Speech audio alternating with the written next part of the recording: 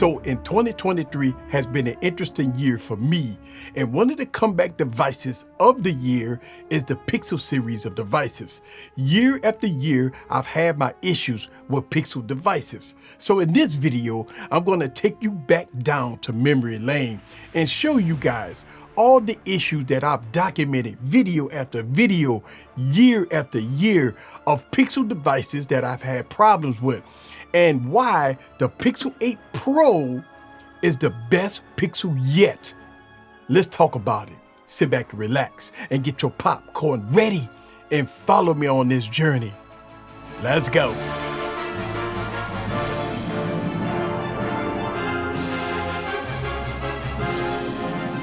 So I got the outer deck cabin room. The room is pretty spacious here. I'm gonna let y'all guys see this here. Nice little bed, you know what I'm saying?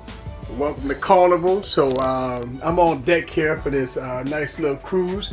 This device was overhyped about the camera and about a lot of things. And I could tell you with my trip using the Google Pixel, the camera is not that great. It shoots very good in daytime when you have a lot of lighting. But when that sun kind of creeps down a little bit and you get to low light shots, this device is almost unusable. Pallbearers, members of the congregation, it's funeral time. I got the Google Pixel 3 on deck, and we're gonna funeralize this phone. Let's start by talking about the design of the Google Pixel. As you see, I have one here on deck. And to me, when I look at this Google Pixel 3, it is one of the hideous, ugliest phones of all times. I think this phone is going to go down in the record books as being awful. A device that you can't bear looking at. I don't know where Google got this design cues from, but obviously they didn't ask the consumer. Another thing that I got concerns about is the notch. Wait a minute. We got two cameras at the top. This notch is coming way down. I mean, way down. We don't have Face ID on this thing. So why we got to have a notch so big? I've seen other phones that has good cameras in the front, but not a notch. Pallbearers, members of the congregation, welcome to another funeral. And 2019 has been an interesting year. A lot of devices that came out and bought the thunder, giving you everything that you need. A lot of bang for your buck. But the Pixel 4 and the Pixel 4 XL have not done it. So I'm out here thinking about this. I'm saying, you know what? It just don't make any sense anymore buying the A lineup.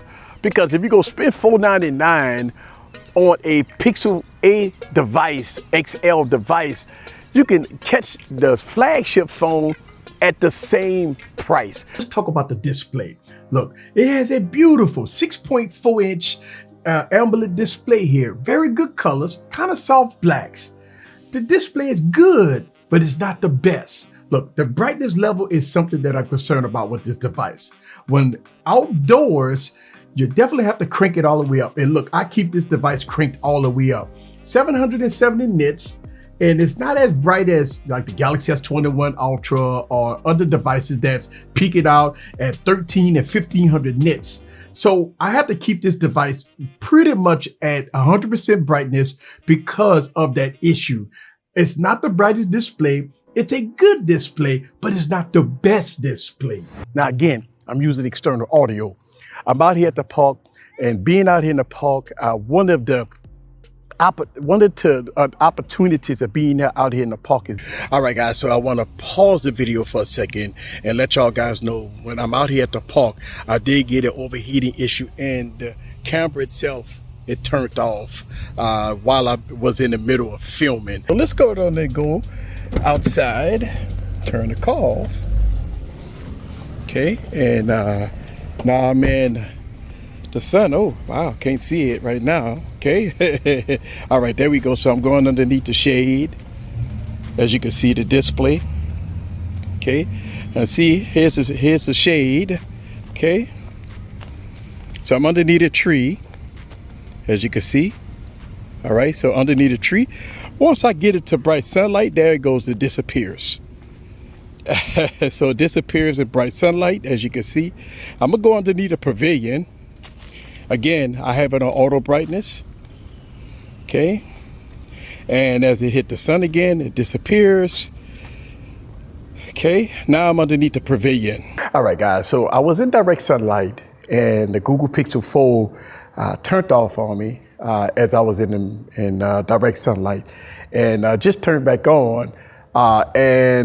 Yeah, I'm under pavilion now. So I just want y'all guys to see that, yes, direct sunlight definitely cut off on me.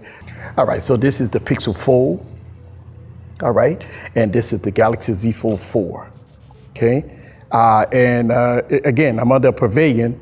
So I got the Galaxy Z Fold 4 at full brightness, and I got the Pixel Fold at full brightness, on light mode, adaptive brightness, AKA auto brightness. All right, guys, so I want to mention this in this video that I'm doing the edits.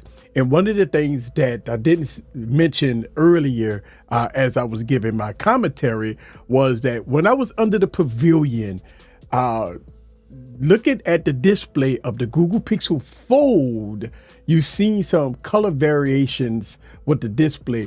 Now, the camera I was using was a Canon 90D, and I was shooting that in 4K 30 frames per second. Now, I was using an ND filter on that on my camera. If you notice, me using the ND filter, it kind of exposed Google a little bit for using a cheaper inner display. So as you can see, Google has not been my friend for a very long time when it comes down to their devices. It's been bad from the beginning, but I keep going back reviewing Pixel devices year after year. But why? Why not just give up on the Pixel devices, period? Well, something about the Google experience that I really like.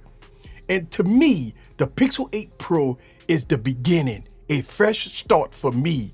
Even though the Pixel 8 Pro is not the best at a lot of things, but it gives me the best Pixel Google experience that I like. Look, the Pixel 8 Pro don't have the top of the line specs. It doesn't have mind-blowing features such as pen support, desktop mode. It doesn't have 8K recording.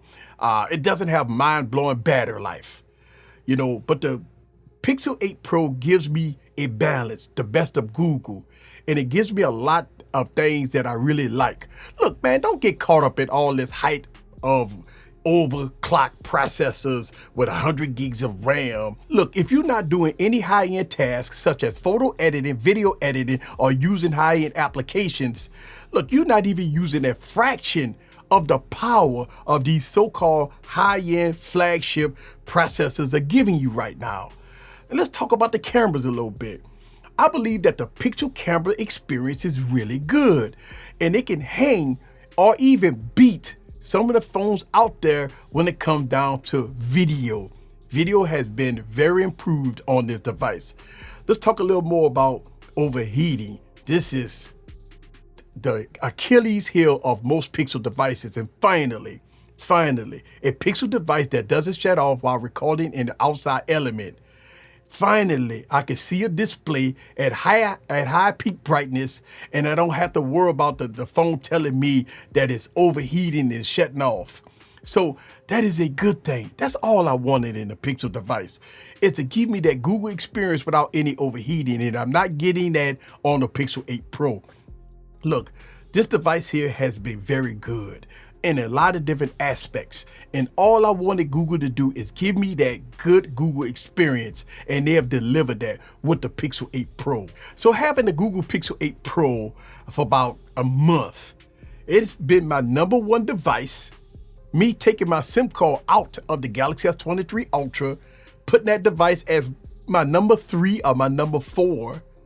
And it's crazy because this device right here is now one of my favorites. Plus, with the price of Black Friday deals that's coming out for this device at $799, it's a highly recommended device for me for Black Friday. This is the first Google device that I can recommend in 2023. And that says a lot, because I've had my growing pains with Google Pixels. If you want to see more coverage of the Google Pixel 8 Pro, make sure you subscribe and hit that notification bell. Leave your comments down below. Let me know what your #1 phone is. The Google Pixel 8 right now is my #1 phone of 2023. And we already know what's my #2, and we already know what's my #3. Let me know down in the comments below, what is your #1 phone of 2023? This is Eric the Tech Preacher. Leave your comments down below. Let me know what you think about the Google Pixel 8 Pro in all its glory for $799, baby. See you guys on the next video. Peace.